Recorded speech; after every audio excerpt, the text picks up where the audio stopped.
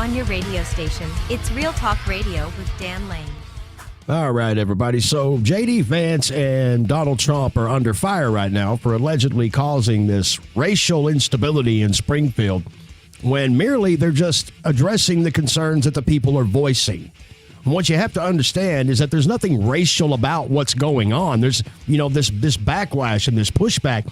It has nothing to do with racism. That's what the left would like to believe. Oh, you're a bunch of racists. Well, guess what? They're not in your communities. You wouldn't even allow them in your communities. So what are you even talking about?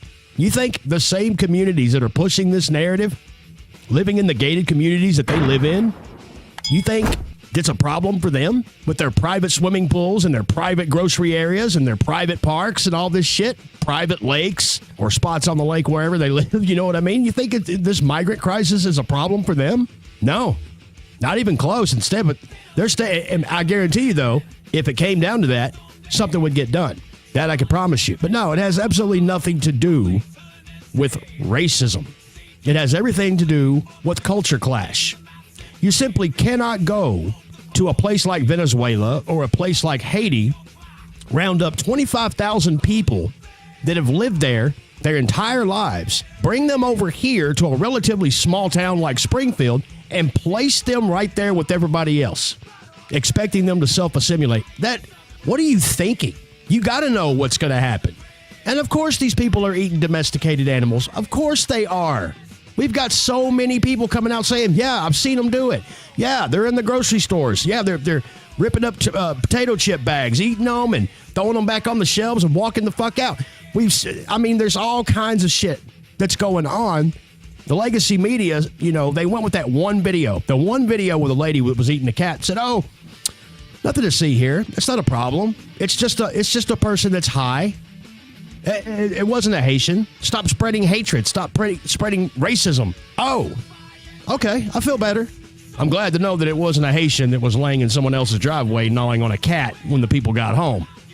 I'm glad to know that that's not a problem.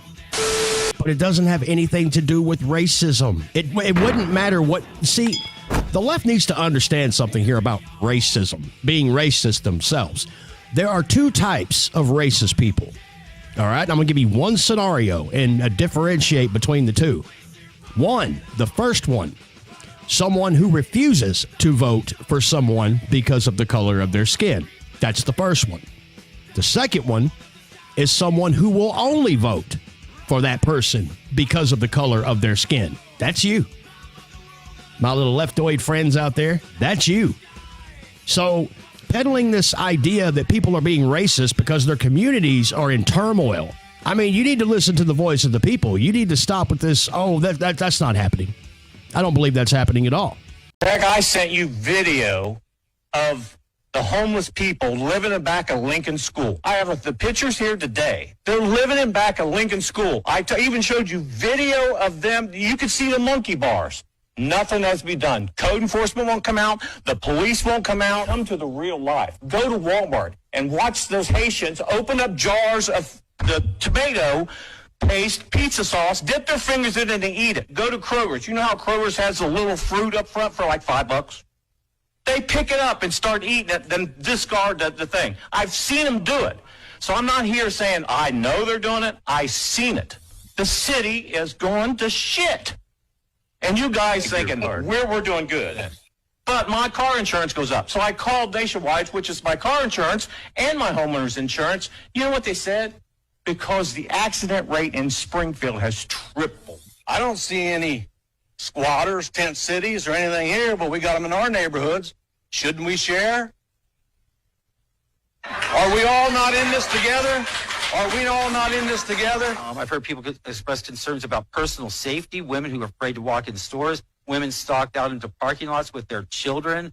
But not once have I heard people complain about race. And I wish you guys would stop pushing this through the filter of identity politics, because it's allowing you to ignore our real concerns. Yeah, exactly. See, that's the voice of the people, and the voice of the people need to be heard and need to be taken into consideration. Not the people at the top saying, oh, that's not happening. Well, we know it's not happening where you live. We absolutely know that. We don't need you to tell us that.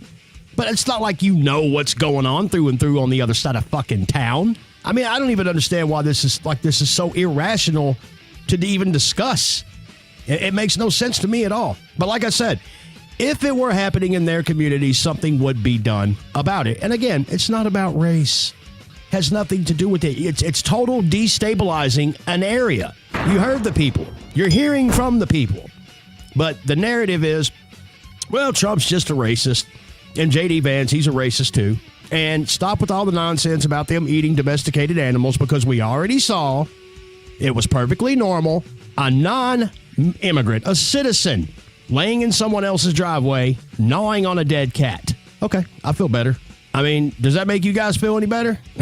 Knowing that it wasn't a migrant at all. It was just a regular everyday citizen that was gnawing on a dead cat. Oh, whew, thank God. Lord have mercy. Dodged a bullet there, didn't we? I mean, it's amazing to me.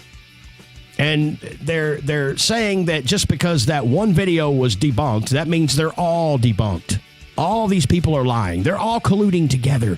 It's all one big conspiracy to get rid of black people. Are you telling me that before the influx of that migrant invasion, are you trying to tell me that there wasn't a single black person living in Springfield or a black family? What were you getting at here? I have no idea. You guys are so inconsistent with everything.